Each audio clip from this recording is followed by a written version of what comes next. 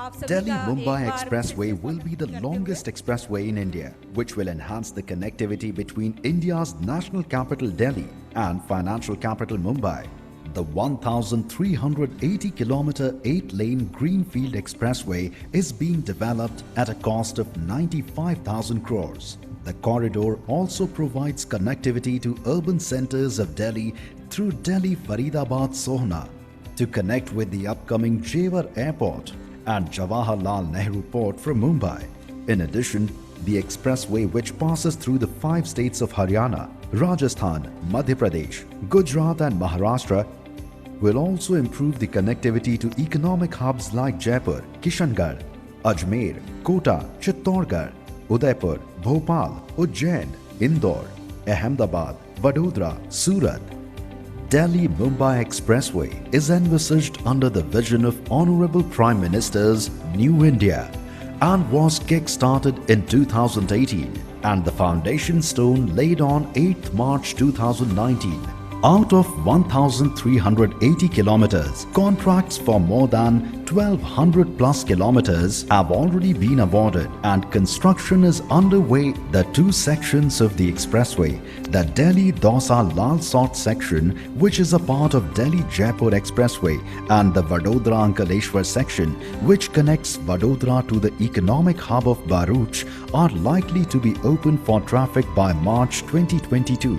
The complete expressway is planned to be completed by March 2023. The new expressway is expected to halve the commute time between Delhi and Mumbai from nearly 24 hours to 12 hours and shorten the distance by 130 km.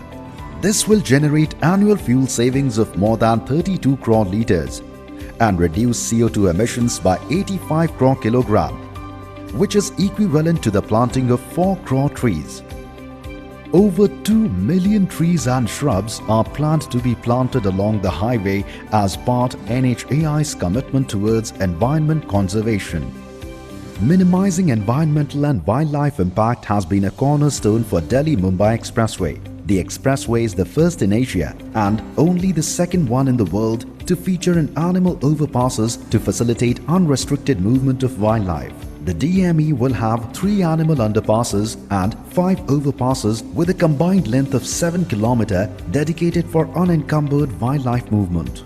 The expressway will also include 2 iconic 8-lane tunnels, which are a testament to the engineering prowess of the country. One tunneling through Mukundra Sanctuary without disturbing the endangered fauna in the region for 4 kilometers, and the second 4-kilometer 8-lane tunnel near Bhoj will pass through the Matheran eco-sensitive zone. The marquee project is an engineering marvel as more than 12 lakh tons of steel will be consumed in the construction of the expressway, which is equivalent to building 50 Howrah bridges. Almost 35 crore cubic meter of earth will be moved, which translates to 4 crore truck trips during the course of construction. 80 lakh tons of cement will be consumed for the project, which is approximately 2% of India's annual cement production capacity. DME has also created employment for thousands of trained civil engineers and more than 50 lakh man-days of work. One other unique aspect of the Delhi-Mumbai Expressway is the setting up of 94 wayside amenities to improve user convenience and safety along the corridor. Wayside amenities will house petrol pumps, motels, rest areas, restaurants and shops. These wayside amenities will also have helipads for increasing connectivity and evacuating people in case of medical emergencies. DME is one of the longest expressways in the world to be completed in record frame time of 5 years from conceptualization to completion. In comparison, some of the world's largest road infrastructure projects like 1,167 km long Trans-Java Road in Indonesia, commenced in 1995, took more than 2 decades to get completed in 2019. Similarly, the 217 km long Shintomai Expressway in Japan, commissioned in the early 2000s, took almost a decade for completion. The admirable feat has been achieved through a focused program management under the guidance of Honorable Minister Shri Nitin Gadkari. The key challenges during the pre-construction stage were extensive land acquisition and timely clearances such as environment, forest and wildlife. Land acquisition for an area of 15,000 hectare land was completed in short span of time, with land acquisition for Delhi to Vadodara section completed in less than 1 year. In addition, the statutory clearances were obtained in parallel to save time during implementation. To ensure faster implementation, use of technology was promoted throughout the project life cycle, where advanced technologies such as LiDAR, GPR, digital maps were used during the DPR stage, followed by use of drone-based surveys, equipment telematics. Additionally, the packaging of the construction was also planned scientifically to minimize overrun of time through intelligent tendering processes which enable simultaneous working at multiple stretches. DME passes multiple diverse regions such as forests, arid lands, mountains, rivers, and extensive work has gone to ensure that the highway stands the test of time. Perpetual pavement design has been adopted from Delhi-Vadodara section, which passes through arid regions, and rigid pavement design has been adopted for Vadodara-Mumbai section with high rainfall to increase the longevity of the project. In all this, with our collective hard work and dedication, we at NHAI are silently making our mark in the story of India's progress. NHAI, not just roads, building a nation. तो जैसा कि आप सभी ने देखा कि इस video द्वारा जो हमारा ये राजमार्ग बनने वाला है, ये किस किस तरह से कहाँ से गुजरेगा, किस किस तरह से काम करेगा, किस परियोजना पर किस तरह से कार्य चल रहा है।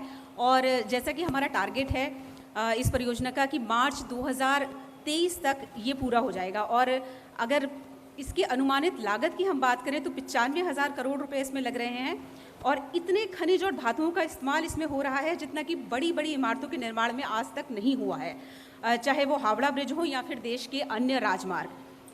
1380 किलोमीटर इसकी कुल लंबाई है, जिसमें से 1200 किलोमीटर का काम प्रगति पर है और दिल्ली से दौसा एवं लाल सोट से वडोदरा और अखिलेश्वर तक के 2 प्रखंड सामान्य यातायात के लिए मार्च 2022 तक खुल जाएंगे, ऐसा अनुमानित हमारा लक्ष्य है। और ये एक्सप्रेसवे देश की एक बड़ी आबादी को रोज़गार के अवसर भी प्रदान करेगा, उपलब्ध कराएगा, क्योंकि जब भी कोई नई परियोजना चलती है तो हमारी जो वर्तमान भारत सरकार है उसका उद्देश्य यही होता है कि ज़्यादा से ज़्यादा लोगों को रोज़गार मिल सके। और अब मैं आमंत्रित करना चाहूँगी आमंत्रित करना चाहूँगी इस गौरवशाली क्षण के साक्षी बनने जा रहे हरिभूमि यानी हरियाणा के माननीय मुख्यमंत्री जी श्री मनोहर लाल खट्टर जी को कि वे मंच पर पधारें और अपने उद्बोधन वचनों से समारोह को अनुग्रहित करें। श्री मनोहर लाल खट्टर जी।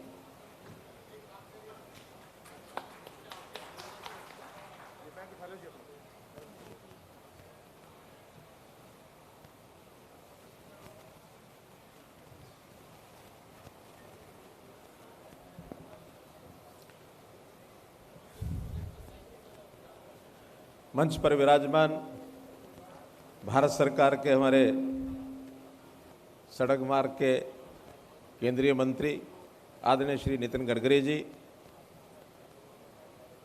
हमारे हरियाणा प्रदेश से ही इसी क्षेत्र से सांसद केंद्र में राज्य मंत्री राव इंद्रजीत सिंह जी, विभाग के सभी वरिष्ठ अधिकारीगण, उपस्थित सभी बंधुओं, पत्रकार, छायाकार मित्रों, आज ये बहुत ही एक प्रसन्नता का प्रसंग है कि देश भर में सड़कों का जाल बिछाने वाले जो एक ऐसे यशस्वी हमारे अनथक मेहनती हमारे केंद्रीय मंत्री, जिन्होंने सड़क मार्गों का जाल बिछा दिया और आज भी उनकी ओर से हमेशा यही हमसे पूछा जाता है कि बताइए और कौन सी सड़क बनानी है। हम बताते नहीं हैं बल्कि उनकी ओर से आ जाता है कि आपके यहाँ से ये सड़क और अच्छी रहेगी, इसको भी बनवा लीजिए। कभी इन्होंने उसमें कोई ऐसी बात नहीं कही जिसके कारण से कहीं कोई कठिनाई आती हो। ना धन की कठिनाई आती है, ना योजना की कठिनाई आती है। अभी पिछले दिनों में हमने कहा कि दिल्ली से एक अमृतसर सीधी रोड और बाद में अमृतसर से वो जम्मू तक जाएगी, एक स्पेशल एक्सप्रेस वे। तुरंत पंजाब के मुख्यमंत्री को हमको बुलाया कि उसका अलाइनमेंट बताइए और तुरंत फाइनल कर दी। इसी प्रकार हमने कहा कि हमारी कोई ईस्ट से वेस्ट हरियाणा के बीचों बीच एक मार्ग हमको चाहिए जो पानीपत से शुरू होकर के और डबवाली तक जाए। इन्होंने उसी समय उसका फिजिबिलिटी उसके दिखवाई और तुरंत उसको मान लिया।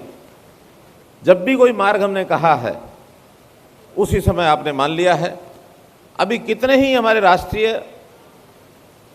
राजमार्ग बन रहे हैं, अंडर कंस्ट्रक्शन है, कितने ही आगे परसीविंग स्टेज में है।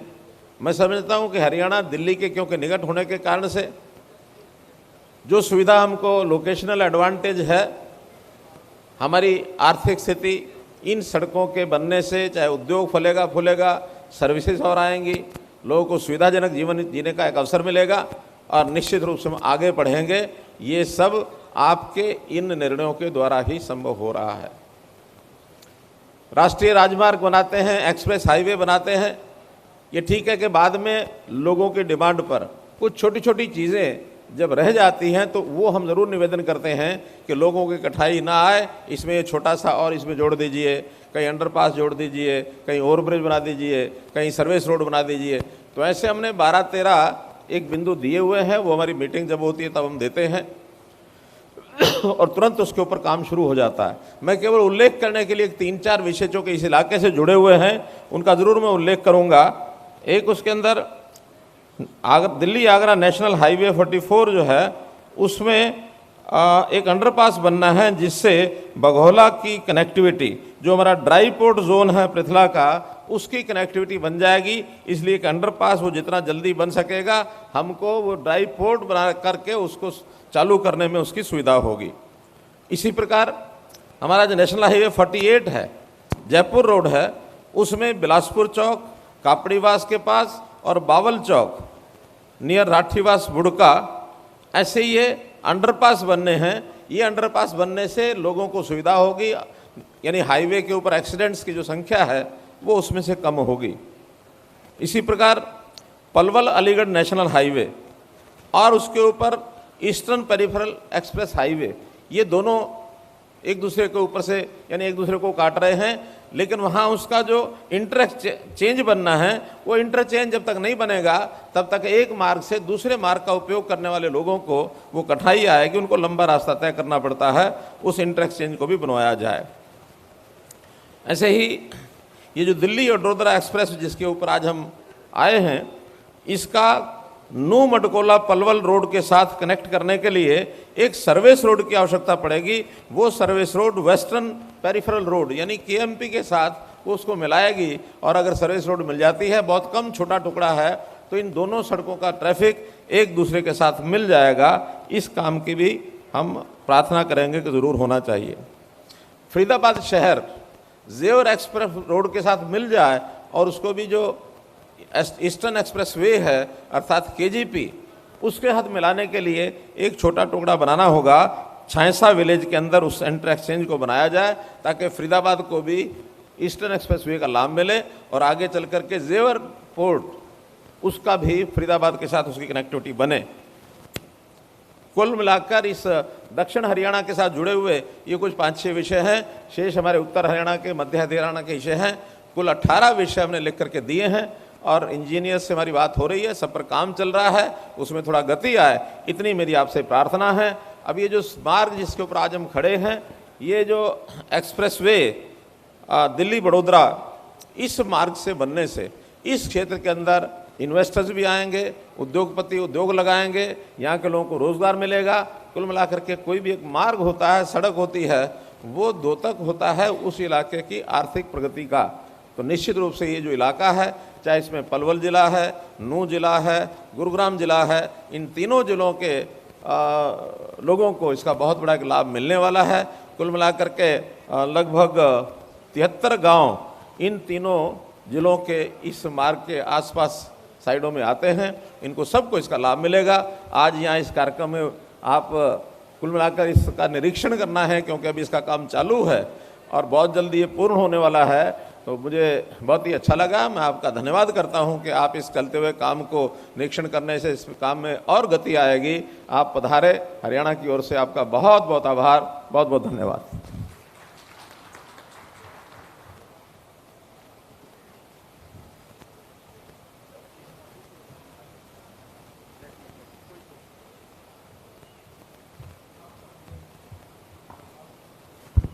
मैं माननीय मंत्री जी की आज्ञा से इस एक्सप्रेसवे के बारे में कुछ फीचर्स जो पत्रकार बंधु और जो दूसरे हमारे अतिथि आए हुए हैं उनको बताना चाहूँगा।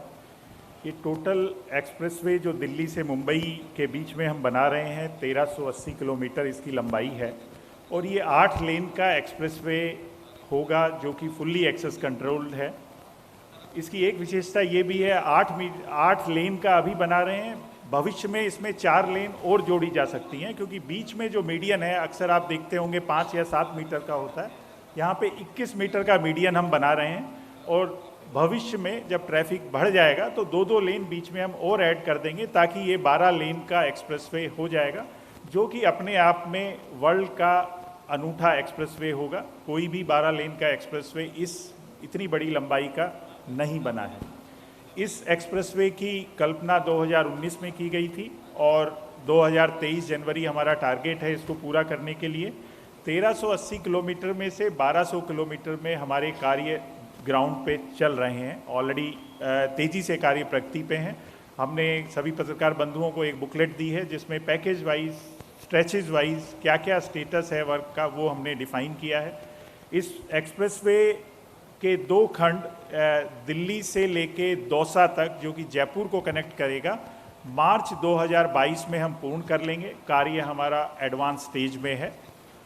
उसके अलावा वडोदरा से अंकलेश्वर और एक 100 किलोमीटर का सेक्शन हम इस साल दैट इज़ मार्च 22 में पूरा करेंगे और उसको ट्रैफिक के लिए ओपन कर देंगे।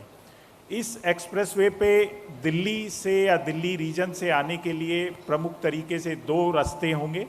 एक रास्ता है आप दिल्ली गुड़गांवा रोड पकड़ के राजीव चौक आएंगे, वहाँ से गुड़गांवा सोना रोड पे हम एक एलिवेटेड रोड बना रहे हैं, वो कार्य भी तेज़ी से चल रहा है, मार्च तक होगा और आप सोना के पास में इस एक्सप्रेसवे पे चढ़ सकते हैं।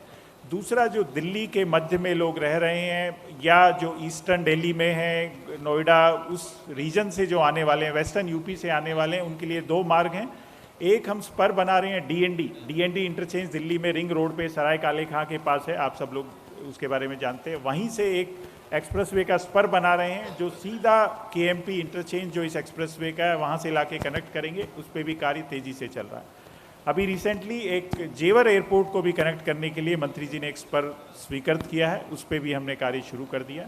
इसके अलावा मुंबई एंड पे जेएनपीटी को कनेक्ट करने के लिए जो एक बहुत बड़ा पोर्ट है देश का, उसको भी कनेक्ट करने के लिए एक हम स्पर बना रहे हैं और उसका भी कार्य आगे चल रहा है। इसके अलावा इस एक्सप्रेसवे पे कुछ और विशेषताएं हमने रखी हैं। मीडियन में प्लांटेशन होगा, एवेन्यू प्लांटेशन होगा, वाटर रिचार्ज की फैसिलिटी हर 500 मीटर पे है ताकि जो बारिश के दौरान पानी बह जाता है वो ग्राउंड वाटर रिचार्ज हो, वो भी इसका एक इंटीग्रल पार्ट है। उसके अलावा नई तकनीकी हम इसमें इस्तेमाल कर रहे हैं। जो पेमेंट हम बना रहे हैं बिटुमिनस की, वो 50 साल की डिज़ाइन लाइफ की परपेचुअल पेमेंट बना रहे हैं दिल्ली से वडोदरा के बीच में, और वडोदरा से मुंबई के बीच में हाई रेनफॉल होने के कारण कंक्रीट पेमेंट हम इसकी बना रहे हैं। इस एक्सप्रेसवे के लिए 15,000 हेक्टेयर का लैंड एक्विजिशन रिकॉर्ड समय में किया गया, जिसके कारण कार्य अब तेज़ी से चल रहा है। हरियाणा में अगर मैं हरियाणा की बात करता हूं तो टोटल इस एक्सप्रेसवे की 160 किलोमीटर लंबाई हरियाणा में है, इंक्लूडिंग 2 स्पर्स जो हैं, और इस पे तकरीबन भारत सरकार 11,000 करोड़ रुपए का इन्वेस्टमेंट इस एक्सप्रेसवे पे हरियाणा में कर रही है। इस एक्सप्रेसवे की दूसरी खूबी ये है कि हर 25 किलोमीटर पे एक वे साइड एमिनिटी होगी, जिस वे साइड एमिनिटी में यात्रियों के या ट्रकों के लिए रुकने की, रिपेयर की, खान पान की और आराम करने की सब तरह की व्यवस्थाएं होंगी। उसके लिए भी ऑलरेडी कंस्ट्रक्शन चालू है और उनको ऑपरेट करने के लिए ऑपरेटर अपॉइंट करने की प्रक्रिया ऑलरेडी हमारी चल रही है। इसके अलावा इस एक्सप्रेसवे में हमें जो जितने भी काम हो रहे हैं उनकी क्वालिटी का पूरा ध्यान रखा जा रहा है। उसको हर स्तर पे उसकी जांच की जा रही है ताकि एक्सप्रेसवे अच्छी क्वालिटी का और समय पे हम पूरा कर सकें। ऐसा मैं विश्वास मंत्री जी को भी दिलवाना चाहूँगा। अब मैं माननीय मंत्री जी से निवेदन करूँगा, वो आके आपको इस एक्सप्रेसवे के बारे में बताएंगे और हमें आगे का मार्गदर्शन करेंगे। Thank you.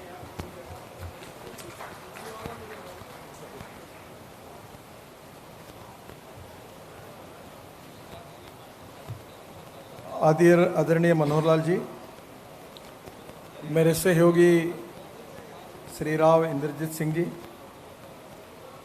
Shri Sanjay Singh ji MLA, हमारे मेंबर NHI जो इसका काम कर रहे हैं मनोज कुमार जी, सभी अधिकारीगण और उपस्थित भाई और बहनों, पत्रकार बंधु,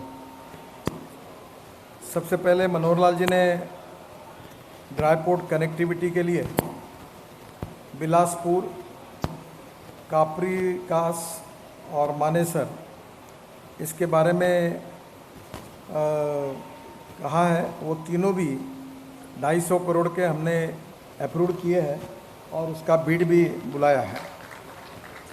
पलवल से अलीगढ़ जो इंटरचेंज है वो भी अप्रूव कर दिया है। बाद में निहा से मानखेला सर्विस रोड बनाने की बात आपने की है। हम लोग वो लैंड एक्वायर्ड करके आपको देंगे। वो रोड आपके हरियाणा की तरफ से आप बना लीजिए क्योंकि वो नेशनल हाईवे का पार्ट नहीं है। और जेवर एयरपोर्ट के लिए फरीदाबाद से EPC को जो जोड़ने का है उसका भी लैंड एक्विजिशन हमने अप्रूव कर दिया है और वो भी काम, सभी काम इसी साल में शुरू हो जाएंगे, वैसा मैं उनको विश्वास दिलाता हूँ। मुझे खुशी है कि वर्ल्ड का ये सबसे बड़ा ऐसा एक्सप्रेस हाईवे है और ये हमारे देश के लिए एक अभिमान का विषय है। और मुझे बहुत खुशी है कि काफ़ी बड़े प्रमाण पर इसका काम भी पूरा हुआ है, पूरा हो रहा है। और दिल्ली से मुंबई 12 साढ़े 12 घंटे में हम पहुंच सकेंगे। और इसमें हरियाणा में करीब 10,400 करोड़ की लागत से 160 किलोमीटर का हिस्सा हरियाणा से होकर गुजरेगा और उसमें से 130 किलोमीटर का काम अवार्ड हो चुका है। नूह और पलवल को एक्सप्रेसवे से जोड़ने के लिए कई जगह इंटरचेंज के माध्यम से भी कनेक्टिविटी दी जाएगी। हरियाणा में 6 स्थानों पर वेस्ट साइड एमिनिटी बनाई जाएगी जहां स्थानीय उत्पादन वालों को प्राथमिकता मिलेगी। विशेष रूप से इसमें पेशेंट्स के लिए एक्सीडेंट होने के बाद ये जो हमारी हेलीकॉप्टर एम्बुलेंस की सर्विस उपलब्ध होगी और इसके साथ साथ जो ड्रोन की अभी सर्विसेज हम शुरू कर रहे हैं तो उसके लिए भी ड्रोन भी हर इसमें हेलीपोर्ट होगा जिसमें ड्रोन भी उतरेंगे और वो भी निश्चित रूप से उद्योग और व्यवसाय के लिए उपयोग होगा। दिल्ली से दौसा तक 214 किलोमीटर का काम मार्च 2022 में पूरा हो जाएगा। इसके साथ साथ दिल्ली मुंबई एक्सप्रेसवे को जो कनेक्टिविटी है उसमें DND फरीदाबाद बल्लभगढ़ से दिल्ली मुंबई एक्सप्रेसवे तक करीब 5,000 करोड़ की लागत से 60 किलोमीटर के 6 लेन के मार्ग का निर्माण हो रहा है। यह मार्ग होगा और यह काम 2023 तक पूरा किया जाएगा। ये DND से दिल्ली मुंबई एक्सप्रेसवे तक 3 पैकेज में हमने काम दिया है। इसमें 60 किलोमीटर की लंबाई है, 5,000 करोड़ की इसकी लागत है। 6 लेन एक्सेस कंट्रोल मार्ग सीधा दिल्ली मुंबई एक्सप्रेसवे से जुड़ेगा। आश्रम, बदरपुर, फरीदाबाद, बल्लभगढ़ में ट्रैफिक जाम की समस्या इससे हल होगी। और दिल्ली का जो एयर पोल्यूशन है वो भी काफ़ी बड़े प्रमाण में कम हो जाएगा। पैकेज 2 जो है वो DND से जयपुर पुष्टा जंक्शन है 9 किलोमीटर का। वो DND से कालिंद कुंज मीठापुर तक 7 किलोमीटर 6 लेन एलिवेटेड मार्ग है और कालीन कुंज से जैतपुर पुश्ता जंक्शन तक 4 लेन सर्विस रोड के साथ 6 लेन का निर्माण किया जा रहा है। पैकेज 2 जो है 25 किलोमीटर का, वो 4 लेन सर्विस रोड के साथ 6 लेन सड़क का निर्माण है। ये जैतपुर पुश्ता से फरीदाबाद बल्लभगढ़ बाईपास के पास सेक्टर 62/65 जंक्शन तक है। पैकेज जो तीसरा है वो फरीदाबाद से बल्लभगढ़ बाईपास पर सेक्टर 26 किलोमीटर का है। इसमें फरीदाबाद से बल्लभगढ़ बाईपास से NH 19 तक 6 लेन का निर्माण है और NH 19 जंक्शन से दिल्ली मुंबई एक्सप्रेसवे तक 6 लेन का निर्माण है। ये 62/65 जंक्शन से दिल्ली मुंबई एक्सप्रेस तक ये जुड़ा जाएगा।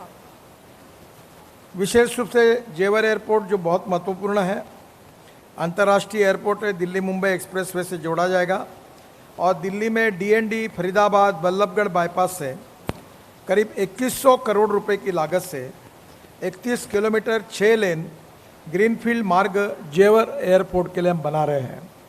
मुझे बहुत खुशी है कि इसका भी काम शुरू हो जाएगा, लैंड एक्विजिशन हो गया है, जो हरियाणा के लोगों के लिए इस एयरपोर्ट में जाने के लिए बहुत आसान होगा। इसका DPR भी अभी लगभग फाइनल होने की स्थिति में है और इसी साल इस काम की शुरुआत करने की हमारी कोशिश होगी। और दिल्ली के पत्रकार विशेष रूप से है, आपको पता है कि दिल्ली की एयर पोल्यूशन की समस्या कितनी गंभीर थी और इसलिए हमने पेरिफेरियल रोड जो बनाया है, एक हरियाणा सरकार ने वेस्टर्न और हमने ईस्टर्न पेरिफेरियल रोड बनाया और उसमें से काफ़ी बड़े प्रमाण में जो पंजाब हरियाणा कश्मीर यहाँ का जो पूरा ट्रैफिक उत्तराखंड हिमाचल अब दिल्ली में नहीं आ रहा है, तो दिल्ली के पोल्यूशन में काफ़ी कमी हुई है। पर मैं मानता हूँ कि और कम करने के लिए मैं आप सबको बड़े अभिमान के साथ बताना चाहता हूँ कि दिल्ली NCR में हम करीब 53,000 करोड़ रुपए के 15 प्रोजेक्ट पर काम कर रहे हैं। इसमें से 14 प्रोजेक्ट का काम शुरू हो गया है और एक 15वां जो प्रोजेक्ट है उसके बारे में दिल्ली के मुख्यमंत्री और LG के साथ आने वाले 8-10 दिन में मीटिंग है। एक 4 किलोमीटर की टनल भी हम बना रहे हैं, तो निश्चित रूप से उसका क्लियरेंस होने के बाद ये पूरे काम से दिल्ली को ट्रैफिक जाम की समस्या से और एयर पोल्यूशन से मुक्ति मिलेगी। ये हरियाणा राजस्थान पंजाब उत्तर प्रदेश से हर दिन दिल्ली के अंदर 5.5 लाख वाहन आते थे, जिसमें करीब कमर्शियल वाहन 70% होते थे जो डीजल का धुआं फूकते हुए आते थे।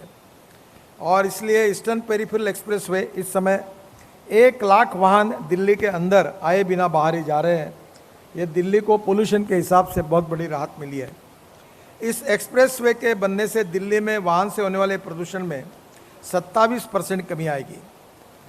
गुरुग्राम से सोहना रोड करीब 1700 करोड़ रुपए की लागत से 21.65 किलोमीटर NH 248A का गुरुग्राम से सोहना तक 6 लेन का निर्माण रोड का कार्य निर्माण हो रहा है। बादशाहपुर से भोंडसी तक 5 किलोमीटर लंबा एलिवेटेड रोड बनाया जा रहा है और यह कार्य 2022 तक पूरा होगा, ऐसा विश्वास मैं आप सबको देता हूँ। मनोहर लाल जी ने ऐसी एक मीटिंग में गुड़गांव में मेरे मत्थे में 7-8 किलोमीटर का रोड है कहकर द्वारका एक्सप्रेस हाईवे डाल दिया और जब मैंने चेक किया तब पता चला इसकी कीमत 10,000 करोड़ है। मैं समझ रहा था 8 किलोमीटर है, 50-100 करोड़ का काम है, करा दो। तो बाद में उसकी कीमत 10,000 करोड़ रुपए निकली। पर मैं बहुत पक्का हूँ, मैं एक तो जबान देता नहीं और झूठ तो बोलता ही नहीं हूँ। तो जब मैंने उनको कहा था कि मैं करूँगा तो हमने ये काम पूरा किया है। ये द्वारका एक्सप्रेसवे 10,000 करोड़ की लागत से 30 kilometre 8 lane access control Dwarka expressway का काम 2022 में पूरा होगा। मनोहर लाल जी, मैं इसको देख कर आया हूँ, ये स्टेट ऑफ आर्ट प्रोजेक्ट है। और इससे तो अभी हम 3 लेयर के फ्लाईओवर बना रहे, पुणे में, चेन्नई में और रांची में और जमशेदपुर में, कि एक नीचे में 8 लेन रोड, ऊपर में 6 लेन रोड, उसके ऊपर एक 6 लेन रोड, उसके ऊपर एक मेट्रो। और मैंने नागपुर में भी ये प्रयोग यशस्वी रूप से किया कि नीचे में रोड, ऊपर में फ्लाईओवर। तो द्वारका एक्सप्रेस हाईवे के ऊपर हम कोशिश करें कि कोई public transport system on electricity चल सकती क्या पॉइंट्स की, जो भी दिल्ली में जाने के लिए हरियाणा से आसान होगा, तो उसका भी हम लोग कोशिश कर रहे हैं। ये जो दिल्ली में 3.6 किलोमीटर का 8 लेन शैलो टनल बनाई जा रही है। ये 5.9 किलोमीटर शिव मूर्ति मल्टी लेवल इंटरचेंज में द्वारका सेक्टर 21 के आरओबी तक, ये बहुत इम्पॉर्टेंट है, जिससे एयरपोर्ट से आप डायरेक्ट उधर निकल जाएंगे। ये 4.2 किलोमीटर आरओबी से दिल्ली हरियाणा बॉर्डर तक बहुत इम्पॉर्टेंट है, और 10.2 किलोमीटर में 8.5 किलोमीटर का फ्लाईओवर है।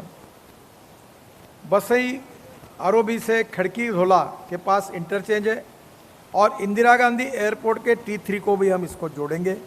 इससे हरियाणा और पश्चिमी दिल्ली लोगों को एयरपोर्ट कनेक्टिविटी मिलेगी, और पूरा expressway intelligent transport system ITS से लैस होगा। दिल्ली से पानीपत NH44, दिल्ली से मुकरबा चौक से पानीपत तक करीब 2250 करोड़ की लागत से 70 किलोमीटर 8 लेन सड़क का लगभग कार्य काफ़ी पूरा हो चुका है। यह अटका हुआ प्रोजेक्ट था, आप भी कहते थे, इस पे मार्ग निकाल कर अब ये भी पूरा हुआ है, और ये दिसंबर तक ये प्रोजेक्ट पूरा होगा, जिसका उद्घाटन आपके द्वारा हम लोग जरूर करेंगे। ये भी दिल्ली पानीपत बहुत इम्पोर्टेंट है। फिर गोहाना से सोनीपत, ये करीब 1300 करोड़ की लागत से 38 किलोमीटर का 4 लेन बनाया जा रहा है। ये भी कार्य 2022 तक पूरा होगा, दिसंबर तक, और इसका भी हम इनॉग्रेशन करेंगे। यूपी हरियाणा बॉर्डर में सोनीपत NH34B में यूपी हरियाणा बॉर्डर से सोनीपत तक 1200 करोड़ की लागत से 45 किलोमीटर मार्ग का 4 लेन बनाया जा रहा है, और ये भी कार्य 2021 तक पूरा हो जाएगा। नया रिंग रोड जो UER2, ये भी बहुत इम्पॉर्टेंट है। इसकी लागत 8000 करोड़ की लागत से ये दिल्ली के लिए 76 किलोमीटर का 6 लेन UER2 बनाया जा रहा है, और यह काम सितंबर 2021 में प्रारंभ हो जाएगा। UER2 दिल्ली के मास्टर प्लान का हिस्सा है। ये बहुत इम्पॉर्टेंट है दिल्ली के लिए, लेकिन सरकारी अनदेखी के चलते हुए महत्व काम अटका हुआ था। इसमें मेरी जिम्मेदारी भी नहीं थी, पर दिल्ली डेवलपमेंट अथॉरिटी और दिल्ली की सरकार और LG, इनके आग्रह के बाद हमने मार्ग निकाला है, और 8000 करोड़ की लागत से हम ये UER2 बना रहे हैं। 2004-05 में दिल्ली में लिंक रोड के लिए प्रस्तावित किया गया था, पर बाद में कुछ नहीं हुआ, काम अटका रहा था, इसमें काफ़ी इंक्रोचमेंट हुआ था। UER2 को सोनीपत बाईपास और बहादुरगढ़ बाईपास से हम लोग जोड़ देंगे, और इस मार्ग बनने से ट्रैफिक का काम एकदम काफ़ी कम हो जाएगा, और दिल्ली हरियाणा के लिए बहुत बड़ी राहत मिलेगी। फिर रंगपुरी से महिपालपुर मार्ग जो है, ये रंगपुरी से महिपालपुर के बीच ट्रैफिक जाम की समस्या हल करने के मार्ग के लिए हमने DPR बनाया है। इसमें द्वारका एक्सप्रेस में शिवम मूर्ति के पास एक इंटरचेंज दिया जा रहा है, और नेल्सन मंडेला मार्ग से वसंत कुंज को जोड़ा जाएगा, तो ये निश्चित रूप से ट्रैफिक जाम काफ़ी इसका कम होगा। दिल्ली से गुरुग्राम मार्ग हम जाम मुक्त करने के लिए भी हमने दिल्ली गुरुग्राम मार्ग पर ट्रैफिक जाम को कम करने के लिए 1004 करोड़ का काम पूरा हो चुका है। इफ्को चौक, सिग्नेचर चौक, M राजू चौक कर 500 करोड़ की लागत से फ्लाईओवर और अंडरपास का निर्माण 2019 में पूरा हो गया है। अभी मुझे इंद्रजीत सिंह जी बोल रहे थे, वो दिल्ली जयपुर अप टू किशनगढ़, अब इस रोड का पूरा नया DPR बनाकर 1200 करोड़ रुपए की मंजूरी हमने दे दी है, और इस मार्ग पर अब कोई समस्या नहीं रहेगी, इसको पूरा हम सुधार रहे हैं। इसी रोड पर हीरो होंडा चौक पर 140 करोड़ की लागत से फ्लाईओवर अंडरपास बन गया, जिससे मैं अभी आया था उधर से। दिल्ली गुरुग्राम मार्ग पर 163 करोड़ की लागत से 2.78 किलोमीटर एम्बियंस मॉल के पास एलिवेटेड U-टर्न का निर्माण हो गया है, और ये एलिवेटेड U-टर्न 15 अक्टूबर 2021 को हम लोग उद्घाटन करके खोल देंगे, जिससे दिल्ली में काफ़ी और हरियाणा वालों को राहत मिल जाएगी। इसके साथ साथ धोला कुआं में एयरपोर्ट जाम के लिए हमने 270 करोड़ की लागत से कॉरिडोर का निर्माण किया है। ये सड़क चौड़ी हो गई है, कॉरिडोर 8 लेन का हुआ है, और मैं तो ये आपके जितने गाँवों को भी जानता नहीं, हरियाणा को भी जानता नहीं, और दिल्ली को भी जानता नहीं, पर मैं भुगत भोगी हूँ। ये एयरपोर्ट से उतरने के बाद अपने घर जाने के ऊपर धौला कुआं के पास ट्रैफिक जाम लगता है, और वहाँ थोड़ा अधूरा काम हुआ है मनोज कुमार जी, वो आपके लिए अच्छा नहीं है। वो मिलिट्री की जगह मैंने आपको दिलाई, तो एक कॉर्नर पर जो पलटता है वहाँ भी ट्रैफिक जाम होता है। और एक दिल्ली का पुलिस स्टेशन है जो रिंग रोड वहाँ से जाता है, और रोज़ सुबह जब भी मैं आता हूँ तो रोज़ तुम्हारे नाम का जप करता हूँ। तो मुझे इससे मुक्ति दिलाइए, क्योंकि सप्ताह में 4-5 बार एयरपोर्ट जाता और आता हूँ। वो पुलिस स्टेशन तुड़वा दो और तुरंत प्रपोजल तैयार करो, रोड बड़ा करो, उनको बाजू में पुलिस स्टेशन अच्छा बना दो, ताकि दिल्ली का ट्रैफिक वहाँ से कम छूट जाएगा। गुरुग्राम से एयरपोर्ट के रास्ते पर होने वाले ट्रैफिक जाम को हम कम कर रहे हैं। धौला कुआं से एयरपोर्ट का रास्ता सिग्नल फ्री हो गया है। कैंट तिराहा में, परेड रोड तिराहा में अंडरपास बन रहा है और धौला कुआं से एयरपोर्ट का रास्ता अब 10 मिनट का हो गया है। जो important Delhi Katra express highway है, ये मनोहर लाल जी हरियाणा के लिए बहुत इम्पोर्टेंट है। ये 27,000 करोड़ रुपए की लागत से हम बना रहे हैं। 572 kilometre Delhi Katra greenfield expressway बनाया जाएगा। दिल्ली से कटरा की मौजूदा दूरी 727 किलोमीटर से घटकर 572 किलोमीटर रह जाएगी। और मैं विश्वास देता हूं कि दिल्ली से अमृतसर 4 घंटे में और दिल्ली से कटरा कश्मीर तक केवल 6 घंटे में हम आपको 2 साल के अंदर पहुंचा देंगे, ये आपको वचन देता हूं। केवल इतना ही नहीं, तो हम नया रोड बना रहे दिल्ली से चंडीगढ़ 2 घंटे में, दिल्ली से देहरादून 2 घंटे में, और दिल्ली से हरिद्वार 2 घंटे में, और दिल्ली से मेरठ अभी अगले महीने में उद्घाटन करने जा रहा हूँ, जिसका काम पूरा हो रहा है। और दिल्ली से मेरठ भी हम 40 मिनट में, जिसके लिए 4 घंटे लगते थे, वो 40 मिनट में पूरा हो जाएगा। इस बात की मुझे खुशी है। ये जो दिल्ली से कटरा है, यह एक्सप्रेसवे हरियाणा के बहादुरगढ़, रोहतक एवं जींद से होकर जाएगा। मुझे बताया गया है कि जींद ये थोड़ा पिछड़ा हुआ भाग है हरियाणा का। मैं आपको अनुरोध करूंगा कि दिल्ली मुंबई एक्सप्रेस हाईवे पर गुड़गांव जैसी 2-3 स्मार्ट सिटी आप तैयार करिए, बहुत पैसा मिलेगा। नहीं तो रोड हम बनाएंगे और माल बिल्डर कमाएंगे। तो मेरा आपसे अनुरोध है, नेता और बिल्डर पहले देखते हैं कि कहाँ से रोड जा रहा है, वहाँ ज़मीन खरीदते हैं। तो आप पहला काम करिए कि राज्य सरकार से ये ज़मीन खरीदी करिए, जिसमें हम आपको सहयोग देंगे, और जिससे गुड़गांव में भी बहुत अभी ट्रैफिक जाम होने लगा है, बहुत पॉपुलेशन ज़्यादा हो गई है। तो एक नई स्मार्ट सिटी बनाने से आईटी इंडस्ट्री वगैरह वहाँ जाएगी। वैसे मेरा आपसे अनुरोध है कि ये हरियाणा के बहादुरगढ़, रोहतक एवं जींद से होकर जो एक्सप्रेसवे जा रहा है ये कटरा, ये बैकवर्ड एरिया में भी आप अच्छी स्मिटी, logistic park, industrial clusters, tourism के हिसाब से इसको भी करिए, ताकि ये पिछड़ा हुआ एरिया डेवलप होगा। और टूरिस्ट के लिए, वैष्णो देवी के लिए दर्शन के लिए बहुत इंपॉर्टेंट रोड होगा। दिल्ली से माँ वैष्णो देवी के दर्शन करने वाले एवं कश्मीर जाने वाले पर्यटक सब इसी रोड से जाएंगे। तो इसको भी आप रोड साइड डेवलपमेंट में करिए, जिसमें हम आपको मदद करेंगे। करीब 6,500 करोड़ की लागत से दिल्ली मेरठ का एक्सप्रेस हाईवे जो है, उसका उद्घाटन मैं अगले महीने में करने के लिए जा रहा हूँ। एक आरओबी थोड़ा प्रॉब्लम था, उसके प्रॉब्लम सॉल्व हो गए, और ये मैंने कहा कि 40 मिनट में हो जाएगा। मेरा विश्वास है कि मैं एक सपना देखता हूँ कि हमारे यहाँ, मैं अक्सर कहता था, मेरे ऑफिस में मैंने लिख कर रखा है कि American roads are not good because America is rich, but America is rich because American roads are good. ये जॉन केनेडी जी ने कहा था। रोड से प्रॉस्पेरिटी आती है, विकास होता है, और रोड बनाने के बाद ज़मीन की कीमतें बढ़ जाती है। मैं पत्रकार भाइयों, हमने किसानों को बाजार भाव से 1.5 गुना प्राइस दी है। मैं किसान हूँ, और इस समय बड़े लिबरल अप्रोच में हमने किसानों को लैंड एक्विजिशन की कीमत दी है। पर मैं वो किसानों को आह्वान करूंगा कि आपकी ज़मीन बेचो मत।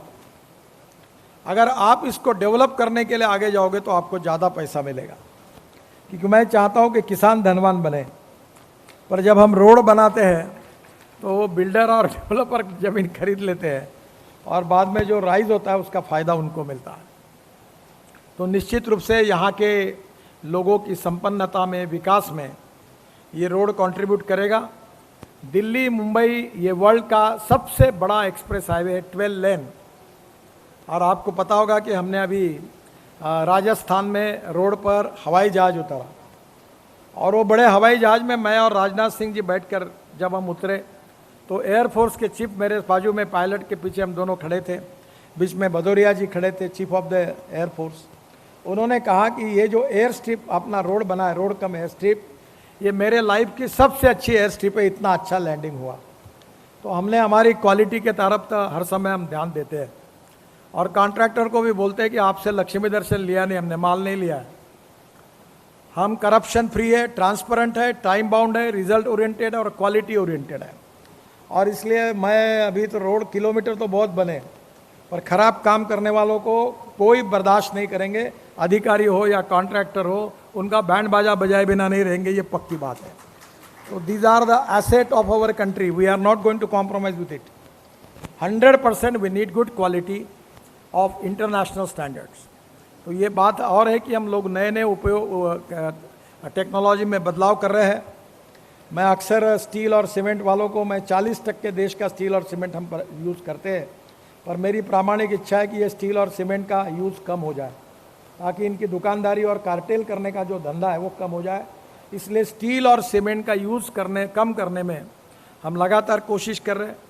अभी हमने मलेशिया, सिंगापुर से नई टेक्नोलॉजी लाई है कि स्टील के बजाय स्टील फाइबर अगर यूज़ किया जाएगा, जो दो पियर के बीच में जो 30 मीटर का डिस्टेंस है वो 120 मीटर हो सकता है, और अमेरिका के कंस्ट्रक्शन कोड ने उसको अनुमति दी है। तो मेरा सुझाव है कि ये तुरंत नए इस प्रकार की क्वालिटेटिव सुझाव, और वर्ल्ड में जो जो अच्छी बातें आई है टेक्नोलॉजी को बदलने वाली, उसको सुधारने का काम गति से हो, यही हमारा प्रयास होता है। और मुझे बहुत खुशी है कि आज मैं भी ये रोड का काम शुरू होने के बाद पहली बार इस रोड को देख रहा हूँ।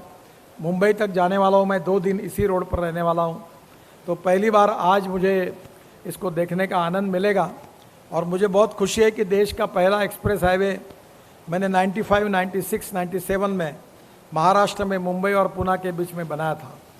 तब लोगों को लगा था कि यही हाईवे देश का सबसे बड़ा है, पर दिल्ली मुंबई हाईवे ये देश के इतिहास का सबसे बड़ा 1 लाख करोड़ का हाईवे बन रहा है।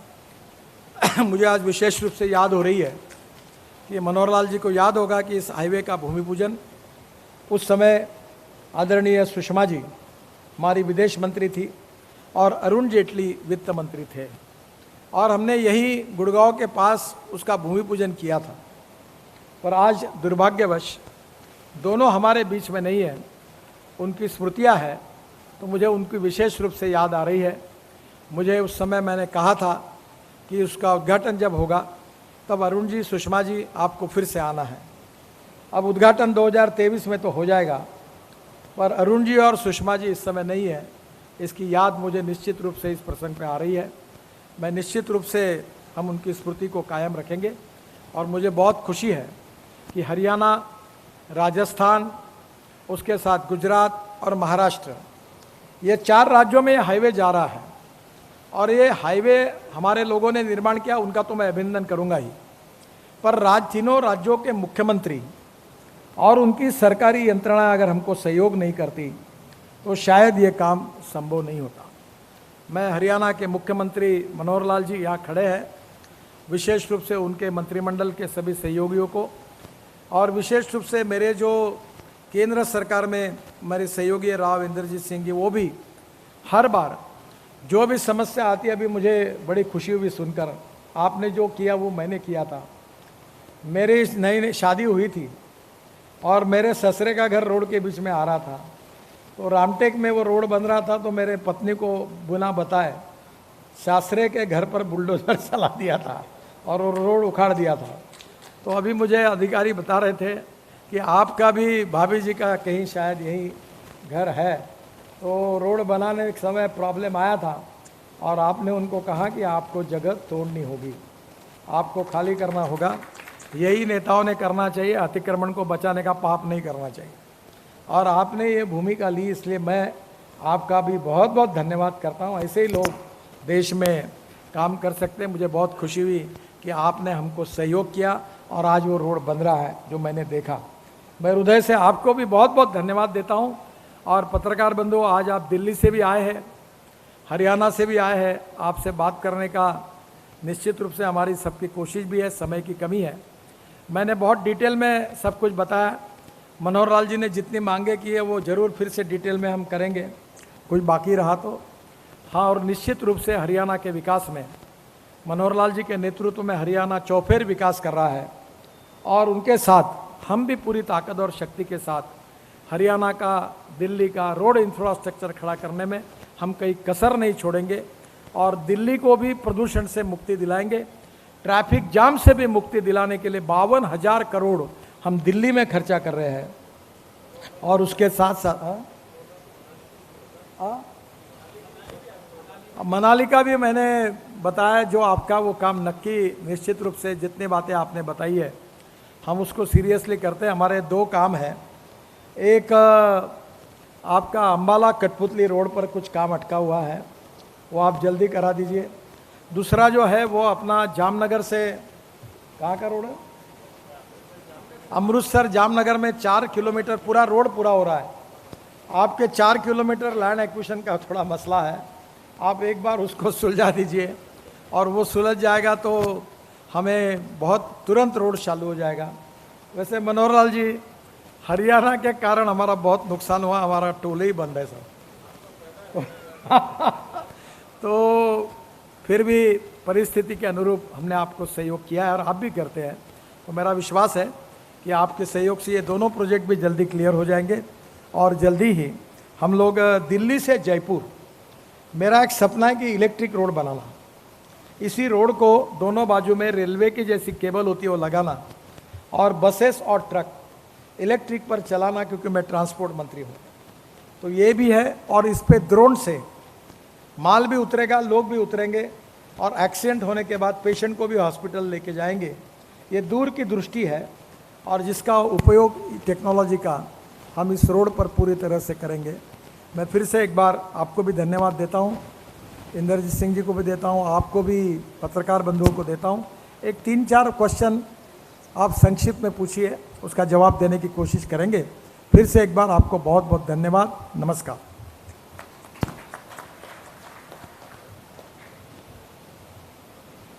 Thank you, sir.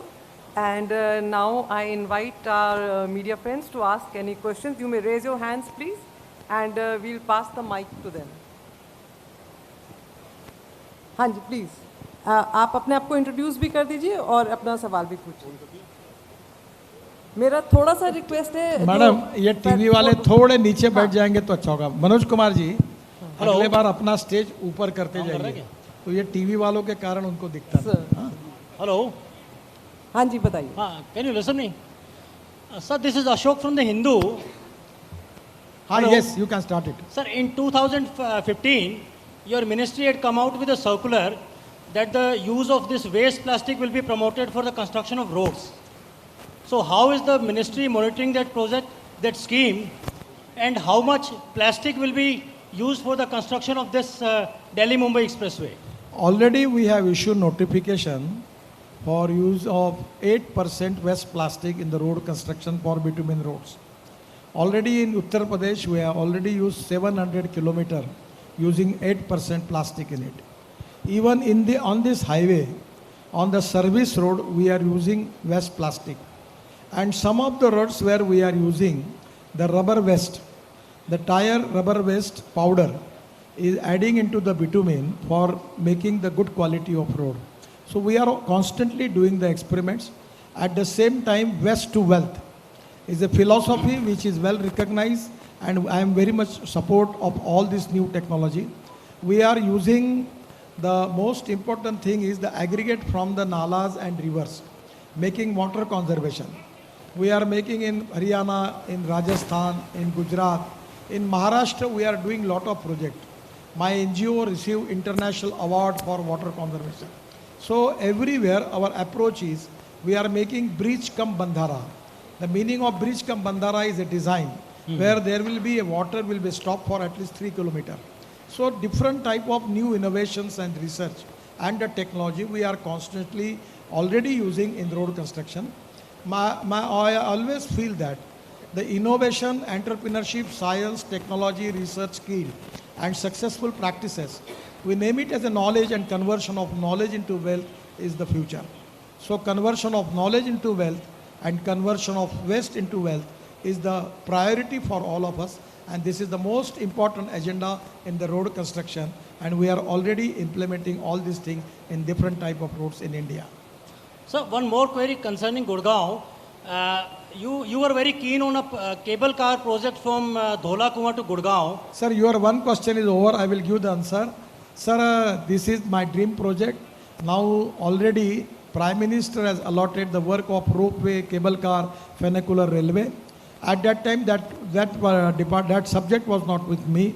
Presently, we have received 15 projects and making DPR for ropeway, cable car, and funicular railway. Then Dhola Kuan to particularly going up to Jaipur Road. I don't know exactly the last site, but the last कौन सा toll नाका है वो? नहीं, खिड़की टोला. So up to that point it was planned. We will work on it to make a public transport system on electricity starting from Dhola Kuan to that toll plaza project up to that level. We are under consideration. We will make again economic study, viability study, and we will think on it. Thanks a lot, sir. Thank you.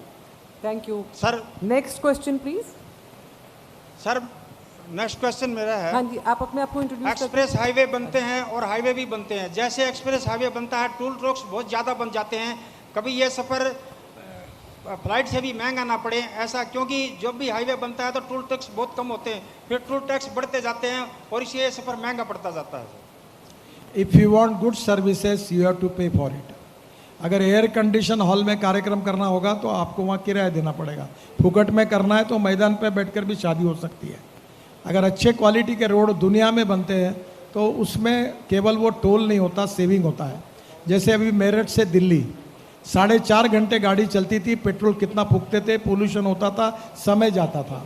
अब 40 minute में आएंगे तो petrol diesel का पैसा बचता है, तो जो बचत होगी वो आपको टोल में देना है, ये कोई ज़्यादा का चार्ज नहीं होता है।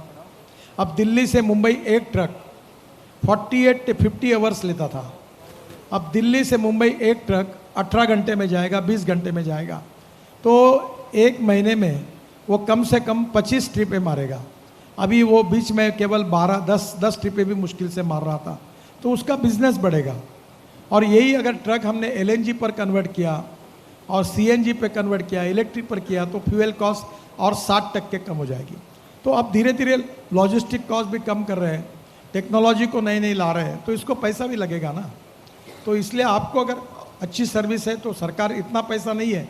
अब मेरा डिपार्टमेंट का बजट 1,20,000 करोड़ का है और मैं रोड बना रहा हूँ 15 लाख करोड़ के एक साल में, तो मुझे थोड़ा सरकार की मदद है, बाहर का पैसा है, कैपिटल मार्केट है। अभी मैं 4 दिन पहले अमेरिकन चैम्बर ऑफ कॉमर्स के साथ था, तो मैंने उनको कहा कि आपका जो इंश्योरेंस फंड, पेंशन फंड हमारे पास इन्वेस्ट करिए, हेजिंग करके दीजिए, हम आपको वापस करेंगे ताकि मुझे 4% इंटरेस्ट पे पैसा मिले। हम लोग बैंकों से पैसा ले रहे, इंडियन मार्केट से ले रहे, लोगों का लिया हुआ कर्जा भी हमको वापस करना है। तो मेरा आपसे अनुरोध है कि ये केवल चार्ज नहीं है, बुर्दन नहीं है, इस सुविधा से आपका एयर पोल्यूशन का, दिल्ली का एयर पोल्यूशन कितना बड़ा है, कितने हम डॉक्टर को मेडिसिन के लिए पैसा खर्चा कर रहे हैं। अगर दिल्ली प्रदूषण से मुक्ति हो जाएगी तो डॉक्टर के पास जाने की आवश्यकता नहीं पड़ेगी। तो ये सरकार अपनी मदद कर रहा, पर उससे नहीं होगा, और पैसे लगेंगे, इसलिए इसको ये लगाना पड़ता है। Thank you sir. Any other questions please?